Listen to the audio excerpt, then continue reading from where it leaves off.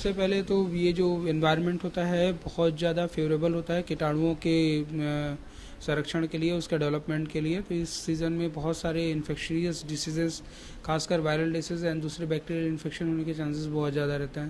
किस तरह के मरीज आ रहे हैं? Definitely cough, cold, viral and जो पेशेंट प्रीवियसली सांस के मरीज रहे हैं उन लोगों को सांस बहुत ज़्यादा बढ़ जाना और साथ में निमोनिया होने की पॉसिबिलिटी बहुत ज़्यादा रह रही है। तो इस तरह के पेशेंट जो रेस्पिरेटरी सिस्टम से संबंधित हैं वो ज़्यादा आ रहे हैं अभी। क्या सब करेंगे? डेफिनेटली सबसे पहले तो मैं प्रिकॉशन लेने को ये बोलूँगा कि बारिश में बहुत ज़्यादा नहीं भीगें, और कभी ऐसा जब भी ऐसा होता है कि आप बारिश में भीगे हैं तो थोड़ा सा प्रिकॉशन लें। थोड़ा भी आपको ऐसा लगता है कि कफ कोल्ड या वायरल हो रहा है तो नज़दीकी किसी भी स्वास्थ्य केंद्र में जाके आप तुरंत उसके लिए संबंधित दवाइयाँ लें। लोग इलाज में लापरवाही बरतते हैं, इससे मामूली डेफिनेटली समटाइम्स एडल्ट के केसेस में तो ये बहुत ऐसा नहीं रहता है कि बहुत सीवियरिटी नहीं रहती है, बट समटाइम्स ग्रेजुअली समय बढ़ने के साथ में कफ कोल्ड वायरल वाली जो चीज़ें हैं निमोनिया में कन्वर्ट होता है, और वो कंडीशन कभी मरीज के लिए घातक या खतरनाक सिद्ध हो सकता है। स्टमक से जुड़ी किस तरह की परेशानी? डेफिनेटली इन्फेक्शंस जो रहते हैं वो सारे सिस्टम को प्रभावित करते हैं, जिसमें से स्टमक भी अछूता नहीं है।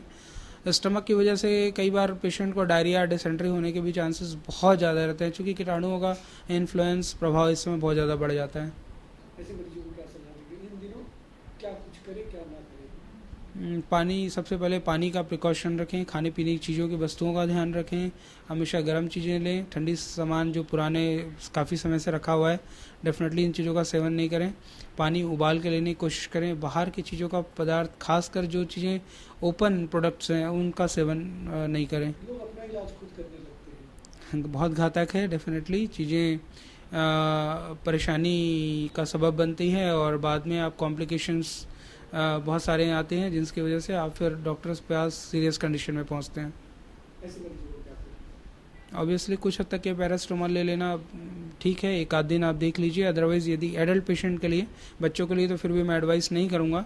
यदि आपको किसी भी चीज़ में ऐसा लगता है कि थोड़ी भी सिम्टम्स आ रहे हैं, तकलीफ़ें ज़्यादा बढ़ रही है, तो डॉक्टर की सलाह ज़रूरी है। किस तरह के मरीज हैं जिनको इन दिनों परेशानी? ऑब्वियसली कुछ एक मरीज हैं जो इस तरह के मौसम पे बहुत ज़्यादा प्रभावित रहते हैं, खासकर सांस के मरीज जिनको दमा, सांस, सीओपीडी से संबंधित परेशानियां या जिनको एलर्जी संबंधित परेशानियां, ऐसे मरीजों को खास प्रिकॉशन लेने की ज़रूरत है, क्योंकि ऐसे कंडीशन में यदि वो एक्सपोज होते हैं तो डायरेक्ट उनको निमोनिया होने की पॉसिबिलिटीज़ रहती हैं।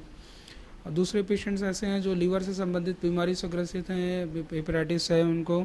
ऐसे कंडीशन में यदि सेकेंडरी हेपेटाइटिस का इन्फेक्शन लगता है या फिर किसी तरह के दूसरे गैस्ट्रोइंटेस्टाइनल इन्फेक्शंस होते हैं, तो उस कंडीशन में मरीजों को और सेकेंडरी परेशानी होने की संभावना बढ़ जाती है।